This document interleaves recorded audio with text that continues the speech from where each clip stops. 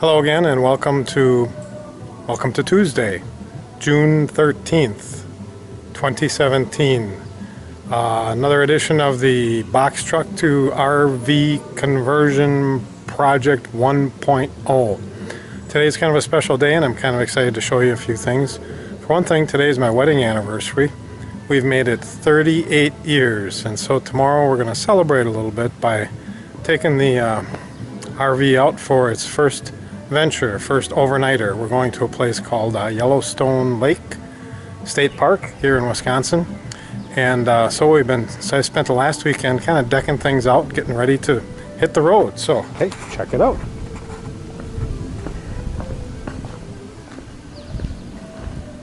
Welcome to the functional RV. Check it out. We've got an air mattress and a couple of sleeping bags, some nice pillows. I got the oak along the back side done, so that's finished up and trimmed up. You can see I've got two shelves on each side, and above that is where the speakers are going to go. And the air mattress, I don't even think we're going to sleep on it with the sleeping bags, because my wife ordered a mattress from Amazon that should be here tomorrow. She ordered a 10-inch mattress, so we're quite excited about that. Throw the mattress in, and we're going to be ready to go. I moved the refrigerator back in, so it's loaded up with good cold beer, and it's been keeping the beer cold, so top notch. You can see I got it bungee corded down to the floor. I put 4 eye bolts into the floor to hold it in place, and I think that's going to do it unless we do some Indy 500 type driving. And I got a couple of fold-up chairs from Walmart. They're going to be coming with us wherever we go. They're not going to stay in this part of the RV. I'll put them in the back for outside lawn chairs. Eventually I want to get some nice, I'll call them living room chairs here. And this little table I made a number of years ago out of butternut. It's a neat little coffee table. It's really well made, I think, and it's well designed. And it just might stay here. We'll see. I want this to look kind of living roomish. I call this the great room, and so I want to decorate it like a living room. I don't want it to look like an RV. I want it to look like a house. And I've got a shower curtain here. I don't know if you saw the rod in the previous episode, but I bought this closet rod and drilled some holes, mounted some 2x4s on each end. They're kind of sandwiched into an aluminum angle that's part of the truck, so it's pretty darn solid. You can see they're lag bolted in here, so they're not going anywhere. That just holds the rod up, so we can pull this curtain. There you go. Get a little privacy. Voila! I got the cab cleaned up. I took the, I guess they call it the dog house. Took the dog house out, took it out and scrubbed it down, hosed it off. The vinyl in here on the doors I've scrubbed down and hosed off. You can see the front seats are in pretty bad shape. They got some nasty stains on them, but what are you going to do? The rest of it's nice and clean.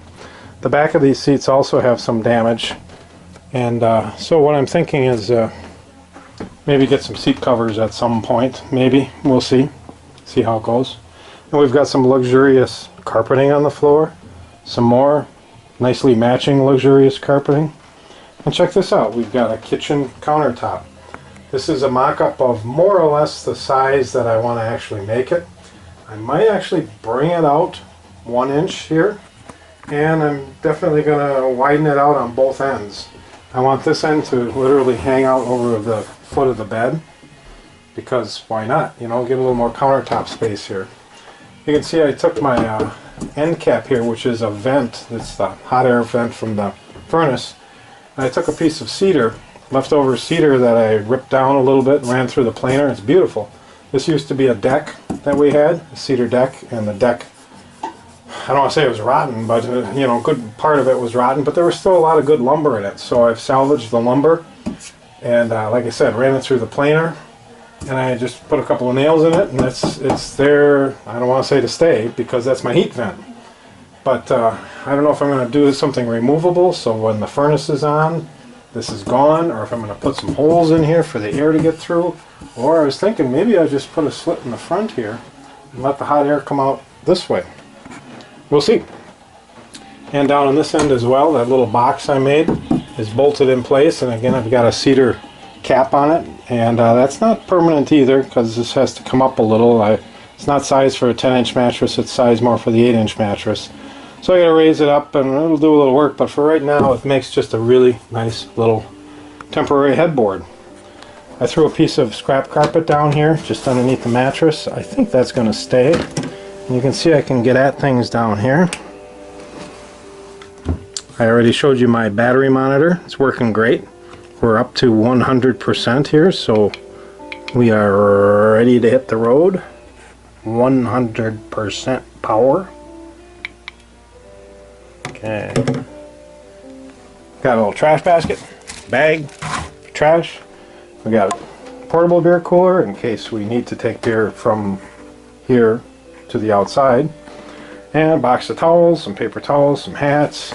And I bought a little cheapo coffee maker so we can make a couple cups of coffee for breakfast. Some wine glasses in there, some coffee cups, a little bit of coffee, some napkins. And I got a little fan too. I was going to put a DC fan up in the corner here. Actually, I was going to put it right over the window, but you know, I thought, boy, that's an eyesore. The window looks great. I don't want a fan hanging there. So I might put it underneath the cabinet that's going to go in this corner. We'll see. There's something about this fan I like. It's just got a lot of flexibility. I've actually got 3 of these fans. They're cheap, they last, they work great. Here, try it out. See how good that feels? It's about 92 degrees out here today in Wisconsin. The humidity is about the same, so this fan feels really good. And so, we're not done. We're far, far from it, but we're ready to hit the road. One more thing, I don't know if I showed you this or not, but we've got a rear view camera. It's got 2 inputs, and for some reason it turns on to signal number 2, and of course I've got it wired into signal number 1. But hey, we're looking out the back. So it's going to be fun. I've never driven with this yet. It'll be interesting to see how well this really works, to see who's behind you on the road. I got the power for this off of this dome light, and the dome light seems to come on with the ignition, and then there's a timeout on it. And so this may be problematic if the dome light doesn't stay on. And I've got a little kill switch here too that kills not only the dome light but the camera, so that you don't have to wait for the timer. See this? Turn the ignition is. Oh, there's there. Now it's off. But the ignition's off, and I think you'll see that this light is still on. So there's a timer, and sometimes you don't want to wait around for the timer to go off. You just want the lights off. So it's a kill switch basically for the dome light and for the camera. And I fired up the engine here about an hour ago to see if the air conditioner works, because I bought this thing in January, and lo and behold, I didn't need the air conditioner. I'm surprised. So I didn't even know if the air conditioner worked, but I'm sweating like a pig in here, and I'm glad it is working because we're going to need it. There is no air conditioner in the unit itself. Hopefully that's not going to be too big of an issue. You know, you got to be plugged into shore power, and I don't really plan on being plugged into shore power that much. So, so that's it. We're anxious to hit the road. We'll let you know how it goes.